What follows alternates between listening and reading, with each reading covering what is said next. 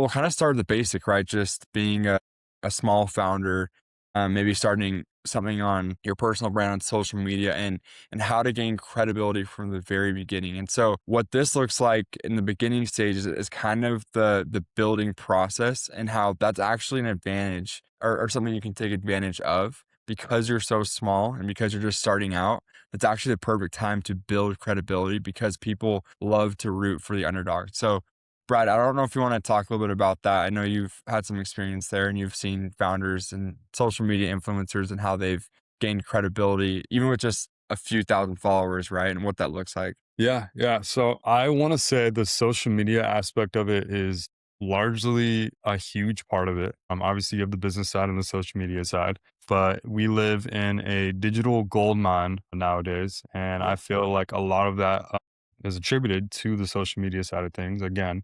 So a lot of those social media influencers that you see that have like 100K plus that have a business going for them, they always say to build in public and they say to document the whole process of what you're doing. And it seems like a lot of these smaller founders that don't have a large social media following always seem to say, well, I don't have a lot going on in my life. I don't have anything to document. I don't know what to do. But by documenting what you're doing, no matter what, whether that's going grocery shopping or cooking or doing whatever, even working on a document, if you get enough A roll and B roll like that, you actually build up enough footage to input into a social media reel, and you could talk directly to the camera, just something like this, while you put in that A roll and the B roll, and you could build so many different clips just from having those day by day doing whatever, and you could produce so much stuff on Instagram or YouTube or even X just to show what that process looks like of actually building a business. So you should be building in public. And then I feel like a huge part of that is authenticity. A lot of these founders also think like, well, I don't have Premiere Pro. I don't know how to edit this stuff, but you don't need the 4K setup. You don't need the whole Hollywood studio thing. You could like literally like what we were talking about maybe a week or two ago, Lucas Pactor. He goes on camera, looks in the camera and just has some kind of take like why you should be building this business in your 20s or comes on there and being like, why are these grown men doing dances on TikTok? You should be doing this instead. Just funny little Yeah. different takes like that. And people love that. They love the authenticity. They love that he has a strong opinion because when you have a strong opinion, that's good because you're going to have a huge niche of people that love you for that and a huge niche of people that don't like you for that. But you'd rather be loved and hated at the same time than not to be seen at all. So you definitely want to build in public. You definitely want to have the founder led content as well, where, you explain the why behind the brand as to why you're doing it in general and like how it came to fruition and what you're doing to scale it from. Like you've seen those different videos where it says follow me for 30 days while I try to scale my brand to 50K followers or 50K revenue or just MRR in general. And a lot of that I feel like humanizes the business. It doesn't look as corporate. That's how I was for Bloom when I started watching Greg Lavecchia. I've talked about him multiple times on this channel, but I went from seeing that brand as a just corporate jargon, just a huge corporation, to now seeing that as a guy who started running that with his wife while he was a president in a fraternity. So I see the face behind it, and I'm connected a lot more to it now because I see the face behind the brand and trust it a lot more. And I'd be willing to give my dollar to that company a lot more. I'm a lot more inclined to do it now because I see the face behind it, because I have that trust, and because he's doing the effort to build that trust to link me in. So, and then the last part of social media that I want to talk about, I feel like is source backed authority. When you go onto social media and you go ahead and make these strong claims about your brand, be sure to back it up. That's also how you build trust. Like, I don't know if you've seen Santa Cruz Pharmaceuticals. I think that's the Yeah. account. Yeah. He goes on there and he has all these crazy takes too, while adding the supplement part to it. So he adds his personality and he puts all the studies as to why he knows about what he's talking about. And then he explains why you should get this for your specific body type, for your chronotype, whether you're male or female, your age. And he has the source based authority. And that's why a bunch of people trust him. That's why he has 1 million followers. That's how he scaled it so quickly in a matter of time.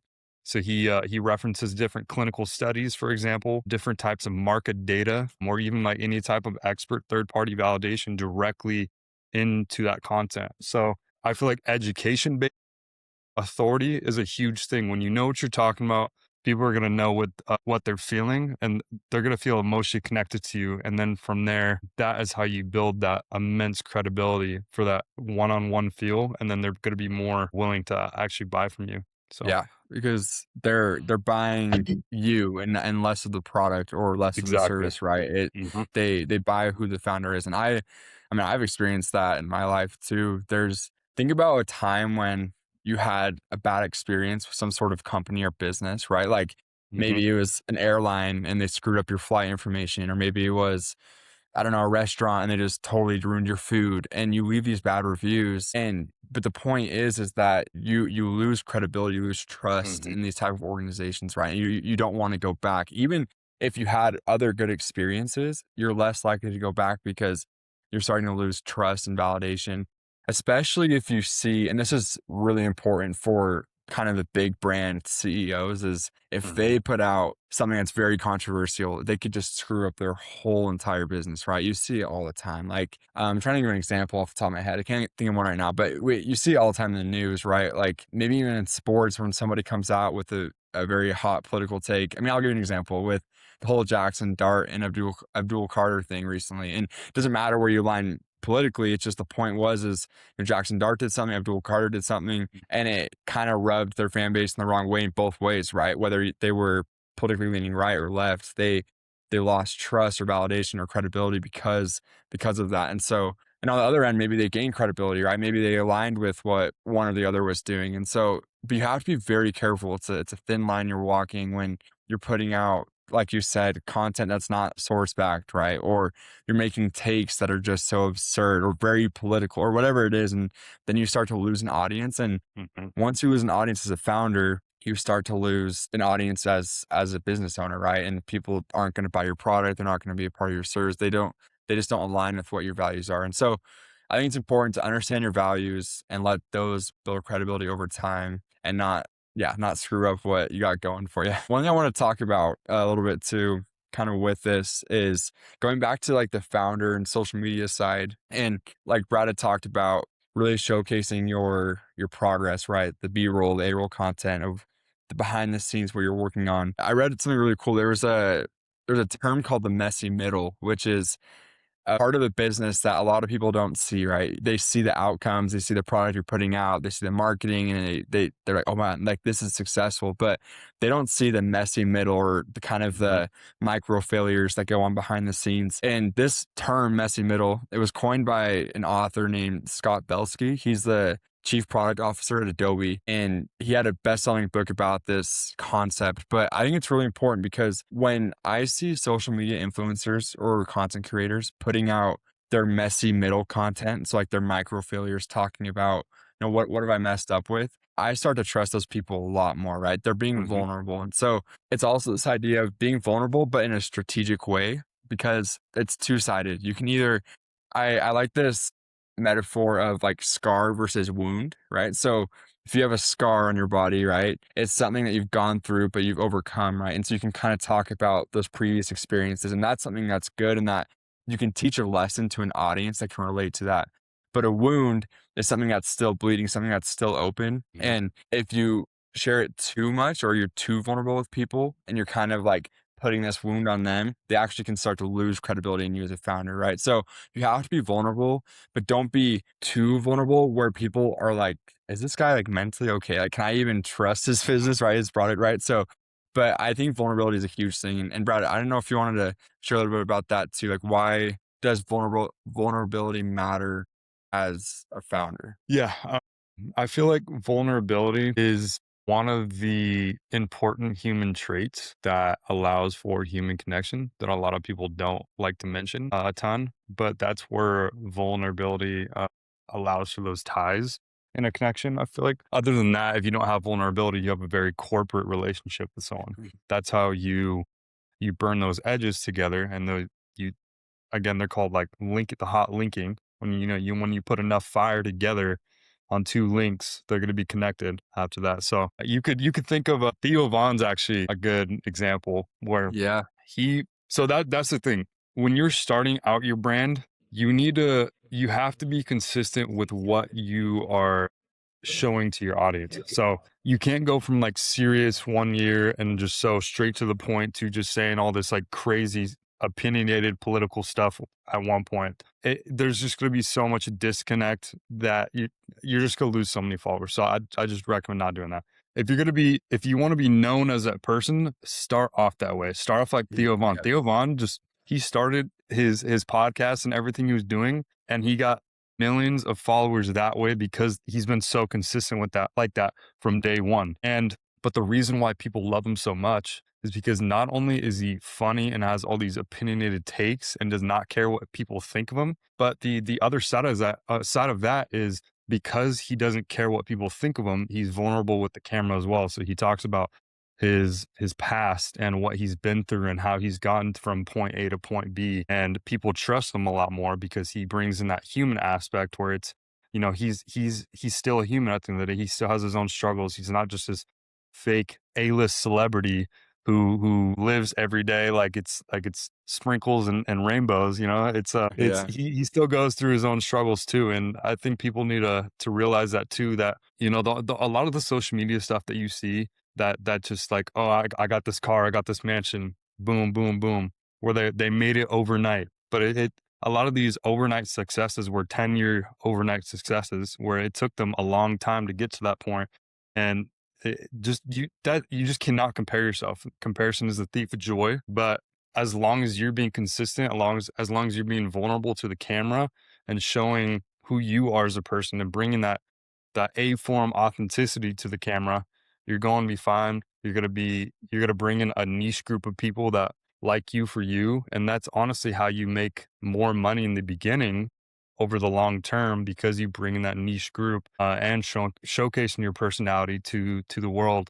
And then from there, you could bring in some type of course or PDF or whatever you want to do to monetize your account. And that's how you bring in a stronger brand loyalty. Yeah, yeah, that's a great point. I think it's interesting to think about, and I'm curious what you think. Like, who are some founders, creators, business owners that come to mind that either one have very strong credibility and trust from their audience, or do not have very strong credibility or trust from their audience? I'm curious if like there's certain ones that come to mind for you. I'd say a lot of the guys who were writing as the course gurus back in the day don't have a Yeah, high credibility. The ones that were trying to chase a quick buck, yeah, like, dude, people are gonna hate me for saying this, but I think like Grant Cardone and like Ty Lopez, yeah, like I don't really believe like I still don't know really what they do, but they somehow make money.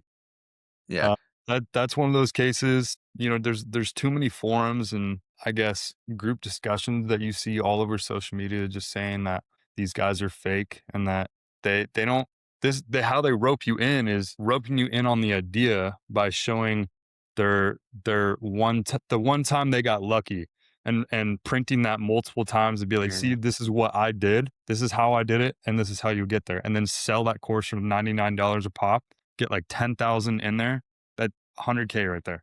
Boom. yeah, You yeah, just made yeah, 100K. yeah. Less. So No, it's I true. feel like that's one of those cases that I just feel like a lot of the bigger names. See, that's the cost of I feel like selling your soul as a course guru is you'll get fame a lot quicker, but I feel like people could see through the authenticity and tell that's fake. But you have different people like and who else? Like I don't know. There's just I feel like Yeah. yeah, if you go on YouTube, you could easily find a few, but a lot of the other ones that you could trust have taken many more years, even from like the 2010s to build that following, like Ali Abdaal or Alex Ramosi, who give out that sauce for free and just throw it up on the YouTube because they genuinely want to help people. Yeah. Like Alex Ramosi literally has a company called acquisition.com in Las Vegas where he wants to help these businesses scale. And he has that Yeah. school community as well, where he does the exact same thing. He hosts different events in Las Vegas to again help scale these different communities and business models. But that's just another case where, it was a lot more long term for these people, but their communities have become exponentially larger because of all that trust and that community and Yeah. loyalty. Yeah, exactly. I think it's what's really interesting to me is how some of these big creators have built credibility. Like you said, you have a Hmm. good point because they've done it over time, right? Time is a big thing. The reason why time is big is because audiences can start to see through very quickly Right. authenticity. But if you build over time, it just kind of confirms in their mind, okay, wait, this person really is living what they're preaching. So Hmm. I wanted to mention this is really interesting. There's a podcast episode of Joe Rogan and Mr. Beast, and they talk about this, but it's a really cool. And so I think people, if you're watching this, just go watch that podcast. But what's interesting is Joe Rogan asked Mr. Beast, he's like, who are kind of the next upcoming, like influencers, creators, like what are they doing different? And Mr. Beast mentions the live streamers, like the Twitch streamers and iShow Speed and all those different just live streamers, that are kind of going around just filming their daily life for 10 hours a day. But the reason why he says they're doing so well and they create such massive audiences is because they're filming themselves for 8 hours a day.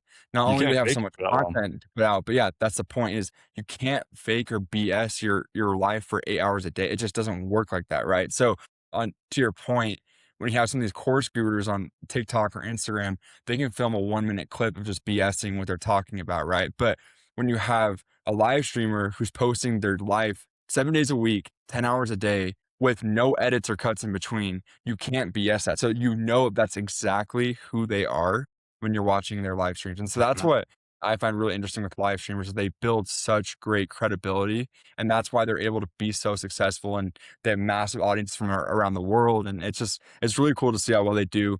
And going with that is even Joe Rogan himself. He kind of changed the game with his podcast and people wonder why. Like he's a great interviewer, he's a cool personality, very has cool niches and stuff. But I think the reason why he's done so well is because he has these like 3.5 hour podcast episodes that are completely unedited Mhm. with just various different what's the term? Just a guests, right? Like just various different guests from different backgrounds, right? And he doesn't edit those or change them up. He doesn't he just films himself talking to them for 3 hours and does those a few times a week. And so when you're watching Joe Rogan film himself unedited about 10 hours a week, like he can't BS what he's talking about. Like that's just who he is authentically, right? So I just think it's good to hit on this point of if you want to build long-term credibility, do long-form content because Mhm. long-form content, that's why we're doing this podcast is we hope that you all can see like this is who we are when we talk on this podcast for a few podcasts a week. That's just a few hours that you guys get to know us better and you get to know like, okay, these guys are preaching what they practice what they're preaching, right? Yeah. Yeah. No, I love that. That's just again, that goes back to the whole social media game, and honestly anywhere that you're doing, everyone's trying to chase the chase the business model. It's shiny object syndrome. You're always chasing whatever looks best and trendy in that moment to get the quickest buck.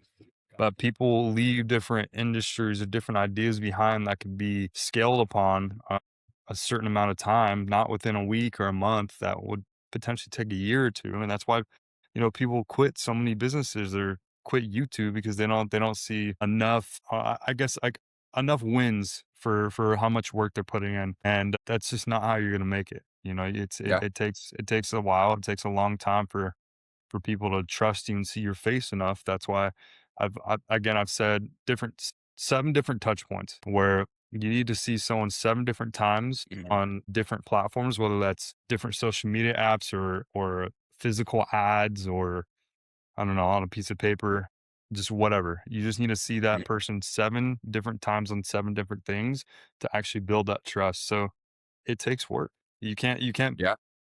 make a buck in a week or 2 without being like a fake course guru that shows the rented Lamborghini and has his buddy coming over to the car and say, "Oh, how did you make all that Yeah. money?"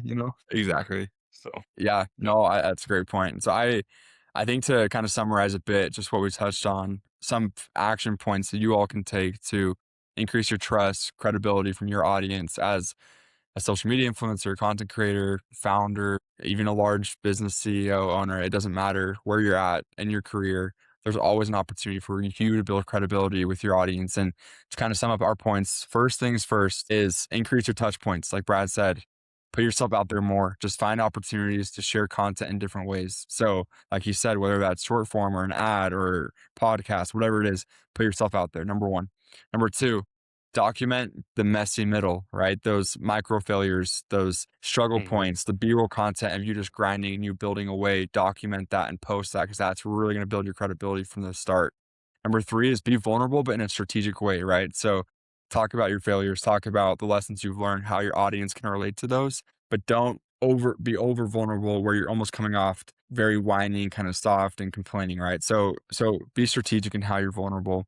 Number four is prioritize long form content or streaming or podcasting, whatever it is. Find ways to increase the time that your audience gets to see you per week, right? And like you said, with those touch points, being able to see these founders more often allows them Hmm. to, yeah, increase the credibility because there's no room for BSing there, right? So follow those points. And I think last thing is what Brad touched on before was take charge and be kind of courageous in some of these takes you have, right? I think people love to see courageous leaders. So we don't see them as often anymore in the world, right? People kind of soft and very passive. They just want to do what's best for their family. They're quiet and that's that. And it's good to be obviously very level minded and have that emotional intelligence, but feel free to have hot takes on things. Like put yourself out there. Like, hey, like this is something I believe in. Like you said with like Lucas and some of these guys, they'll like share their take and like screw you if you don't agree with me. Like that's just what Hmm. I think, and but people love to watch that and that's what they want to see. So follow those guys, the hot takes. And then last but not least, build your credibility with source backed credibility, right? Documents, right? So if you're going to quote something, if you're going to say a take, especially if it's like science based, make sure you have a link to and reference the sources you're referencing, or else it's just going to come off. That's just the number one way you can screw up your credibility is if you say something when someone facts checks you and it's just like not true whatsoever, right? Hmm. So if you follow these steps, I feel like those are great ways you can increase your credibility and grow your trust. Yeah, yeah, I totally agree. Thank you for joining me today on episode 9, guys. I hope you took a little bit of, the little bits and pieces that you want to put towards your business, and we're here to help. Our email is at the very top of our YouTube channel. It's in the banner at the very top. If you guys have any questions and want to reach out, and until next time, thanks, guys. Let's do it. Thank you.